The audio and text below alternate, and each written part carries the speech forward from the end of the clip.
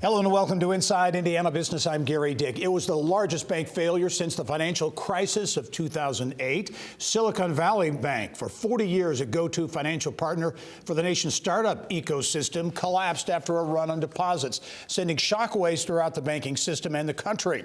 Questions remain about the long-term impact the failure could have on the tech sector, including states like Indiana, which continues to see some momentum in the tech sector. With perspective on what it could mean for Hoosiers and beyond, pleased to welcome, as always, to the show, Ball State's Director of the Center for Business and Economic Research, Mike Hicks. Mike, thanks for joining us from Muncie.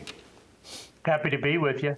Okay, give me your take, Mike. It's been a week or so now since that stunning news that came down on the collapse of Silicon Valley Bank. 16, not a small bank, 16th largest bank in the country. Your take on what this all means?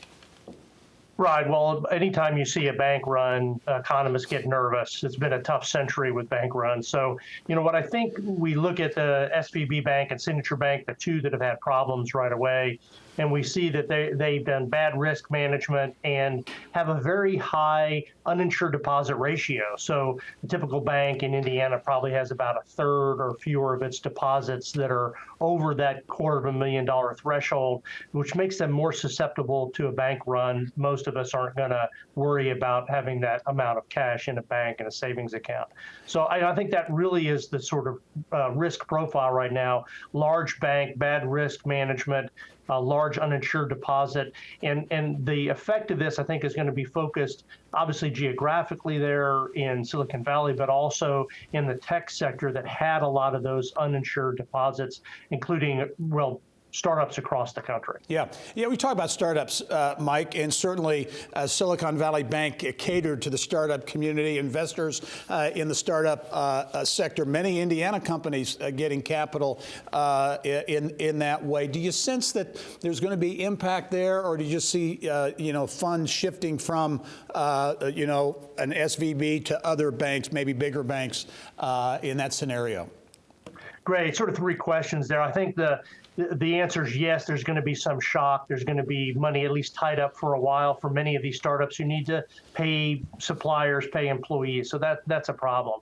Secondly, there'll be a flight of capital. That money's going to go to other banks. If you look here in Indiana, First Merchants is up this week, which may suggest that people are saying, that's a safe place to be, good risk management, we'll move money there.